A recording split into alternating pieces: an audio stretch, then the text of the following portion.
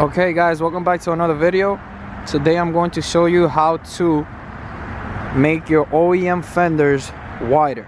So the reason why I'm doing this today is because the aftermarket wheel and tire setup that I have is a lot wider than the OEM fender itself. So it ends up coming out of the fender by a couple of millimeters. Now, when dealing with a wider wheel and tire setup, you can buy over fenders or also buy wide body fenders or a wide body kit, but also that is expensive, and I do not want to go that route with this car because I appreciate the body lines that it has already. So what I'm going to do is basically take this OEM fender and make it come out a little bit more this way, so that way when I install the new wheels, they actually sit inside the fender, or at least flush with the fender. So first I'm going to show you guys how to unbolt this left fender on this car, and also we are going to remove both inner fender liners on both sides, so left side and then the right side.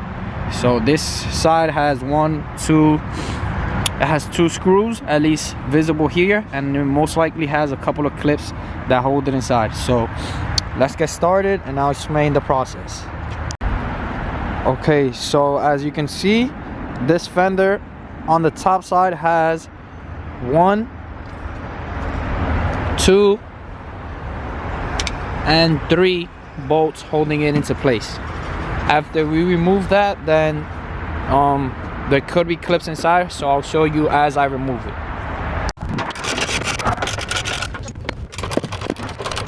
Okay, so there are a few more bolts that you're going to have to remove. Let me see if I can show you guys what this looks like. So there is this bolt right here. It's literally in between the fenders. So let me give you guys a better look. It's this one right here. You can see it right there. You're gonna have to remove that because the fender attaches there. And also there is going to be another bolt down here. Let's see if you guys can see that. You can barely see it just in there. And there's also another bolt.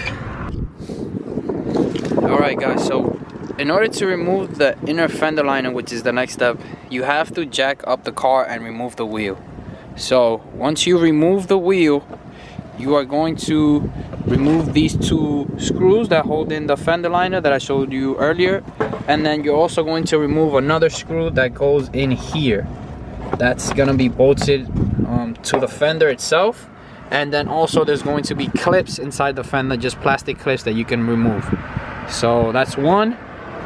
There is another one up here, that's 2, which goes in there, and it goes right here. That's where it goes. And then also there's another one here. The next step you want to do in order to completely remove it is remove this 10 millimeter that's also here, and then you are also going to remove this bottom there's a bottom 10 millimeter here that also holds it into place. So you're going to have to remove that in order to remove the entire fender liner itself. I'm going to show you how to pull it off once you remove all the bolts. In order to remove the fender, you also have to remove this 10 millimeter here, the 2 millimeters that are either here and up here, and then the 3 bolts from the top. You also have to remove this 10 millimeter here, and there's also 2 10 millimeters that you can see in there. So this bottom one is one and this top one is the other one. After that, you should be able to remove your fender.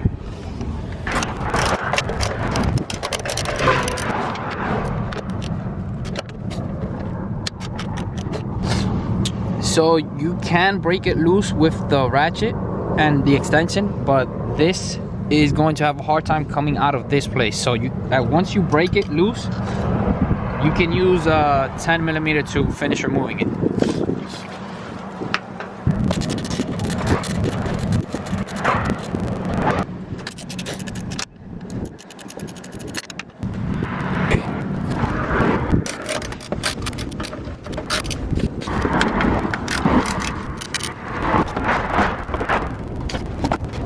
Okay, so I also forgot to show you guys this 10mm here. It's literally in between the fender and the front lip, so this also would prevent you from removing the fender. You also have to remove this one as well.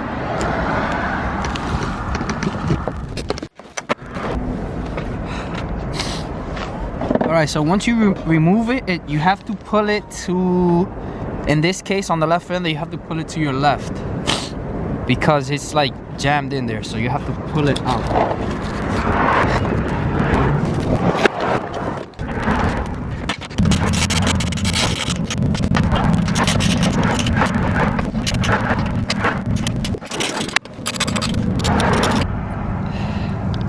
Okay, so you actually also need to remove this 8mm here from the bolt, the fender to the bumper. So that's what we're gonna do.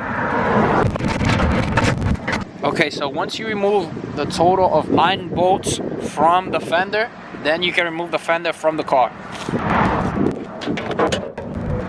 So there's also 2 clips where the bumper slides onto the fender.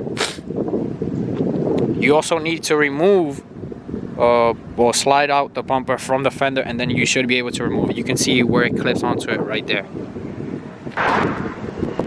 Alright, so we were able to remove the fender. So now the next step is also to sand this first. All this bare metal. Sand this down, mask it, and then spray it down with undercoating so it won't rust.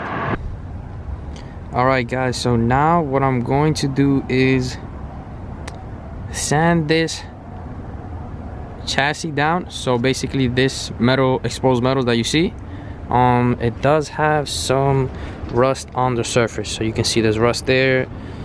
All this is rust, at least surface rust. So what I'm going to do is first wipe it down, get all this dirt off, spray some water, then wipe it down with just some cleaning towel, whatever else you can use. Then what we're going to do is I'm gonna wrap this up in tape. So when I spray or apply the undercoating that I'm going to apply to this, then this doesn't get undercoating on the wires. The reason that I am undercoating this is because since the inner fender liner is removed, usually the rocks that are going to be picked up while driving might just cause a little scratches in here, and that's what also causes rust. So yes, I'm going to be undercoating this. So again, first I'm going to clean it, and then I'm going to show you step by step what I do.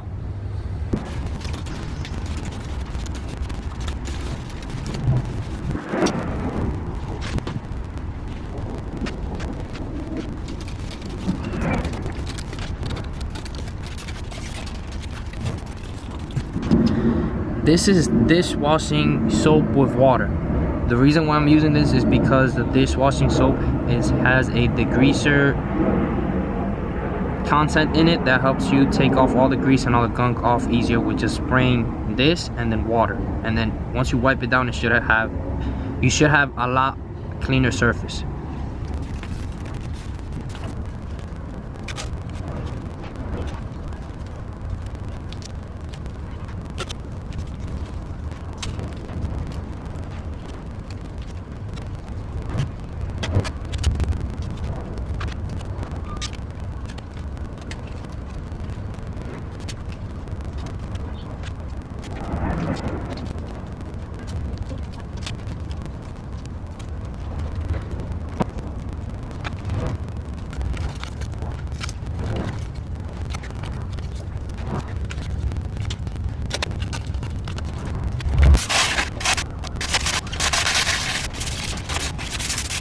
This is a 40 grit sandpaper that I'm using.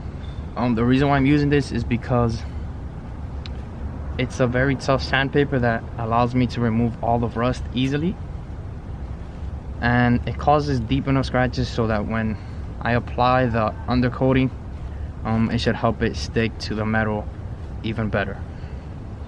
If you want, you can use or go over this with a finer sandpaper, but this works for me. So you can use a 300 grit if you want after this as well.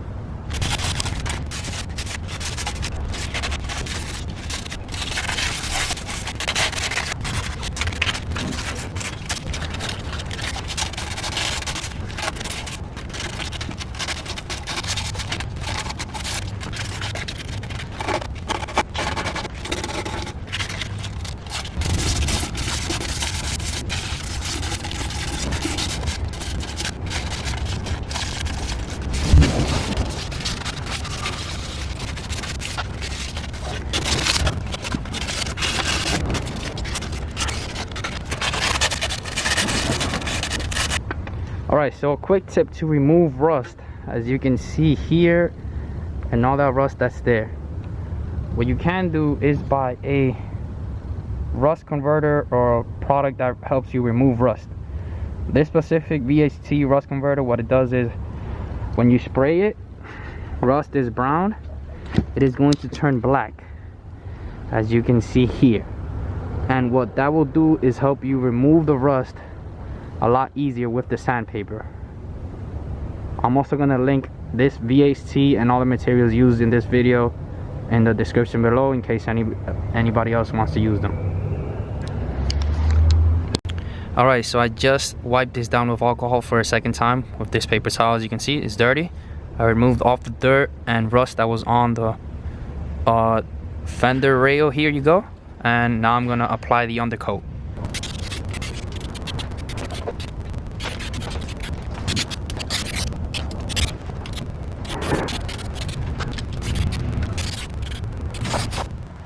Okay, so I'm going to teach you guys, explain to you the different ways that you can make your normal fenders on your car, your OEM fenders, wider.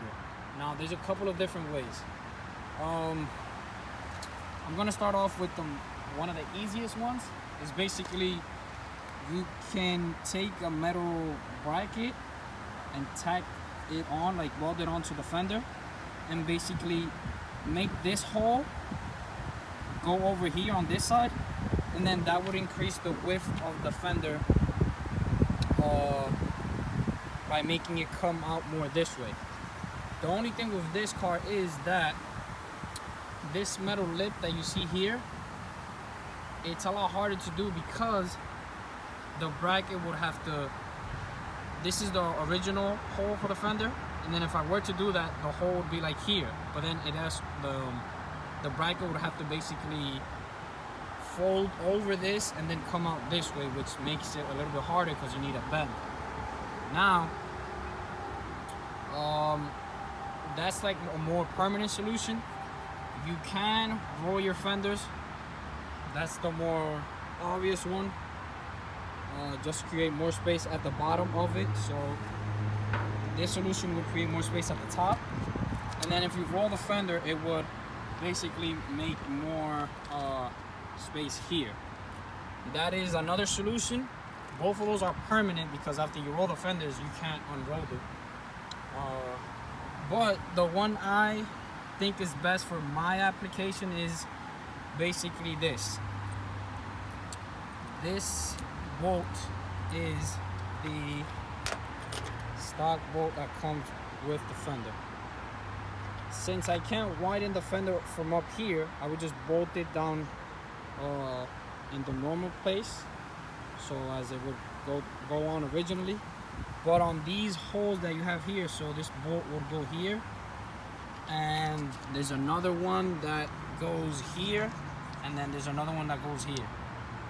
What would happen, or what I'm thinking about doing, is basically taking these washers, putting them on the bolt, so doing this,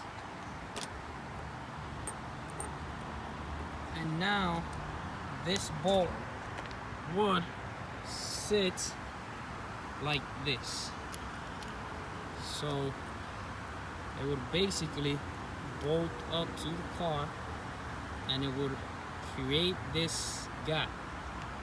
Now it has enough thread to hold the washers in place, but what that would do is basically make the fender come out a little bit more. So that is what I am going to do. Okay, so as you can see, it looks pretty similar to what it did before, but now you can see this small fender gap that you have right here. So you can see the difference between this fender, how it was before, how it is now, and that is all a result of using these washers in between the bolts to make the fender come out a little bit more. Now it did come out a little bit, it came out a lot more once I tie in these top ones, but the bottom one kind of made it come in a little bit closer to the body of the car. So by that I mean that this was a lot further out this way, even when I tightened the top part. Well, now that I tightened the bottom part, it tucked in a little bit more, but it's still a little bit wider, and it gives me just a little bit more room for the tires not to rub. Now, talking about the tires, I'm pretty sure you guys noticed that I got a brand new set of wheels and tires. So these are the Kansei K&P. These are 17 by 9, and the tires are 225, 45, 17. So as long as you raise the ride height of the car a little bit, they should not rub. I did raise the front and the rear. Yeah, and this is basically the new wheel and tire setup for the car. I will continue doing this fender treatment to the other side so it could be a little bit wider, and I should be able to increase the room for the tires and wheels to move inside the fenders. So I also wanted to explain that there's also people who have like a bracket, a metal bracket that they fabricate, and I was thinking about putting it down here. They usually put it down on the bottom of the fender and it brings it out a little bit more, but I did try and bend one, but I couldn't bend it exactly to the degree that I'm supposed to, because it's a really tight bend, not because of this space, but because if I make that fender come out more, this is going to hit the door, and once the door closes, there's not much space in between these bolts and the door. That's the reason why I didn't go with that method. Also, if you want this to work even more with your car, you could use bigger and longer bolts, as long as you have enough space in between the door and the body of the car, and it should give you a lot more room to increase the width or the space between the fender and the body of the car to give you that wider look, wider stance. Yeah, other than that, that's basically this video. Thanks for watching. If you enjoyed watching this, if you have any comments, leave them down below, and I will see you guys in the next video. Thanks for watching.